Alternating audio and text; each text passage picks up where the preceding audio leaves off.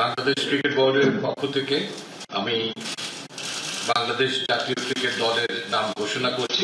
মোহাম্মদ নাজমুল হোসেন শান্ত দলনায়ক, Taskin Ahmed vice captain, Liton Kumar Das, Soumya সরকার, তনজিদ হাসান তামিম, সাকিব আল হাসান, মোহাম্মদ তহিদ হৃদয়, মাহমুদুল্লাহ রিয়াদ, জাকের আলী, তানভীর ইসলাম, শেখ মাহাদি হাসান, মোহাম্মদ রিশাদ হুসেন, মোহাম্মদ মুস্তাফিজুর রহমান, মোহাম্মদ শরীফুল ইসলাম এবং তনজিম Hasan Shakib. Travelling reserve হিসেবে দুজন খেলোয়াড় যাচ্ছেন, তারা হচ্ছেন হাসান মাহমুদ এবং আফিফ হোসেন ধ্রুব। ইউএস এর সঙ্গে আমাদের 3টি টি20 ম্যাচের সিরিজ আছে, সেখানে এই দলের সঙ্গে সংযুক্ত দুজন ট্রাভেলিং রিজার্ভও সেখানে অংশগ্রহণ করবে।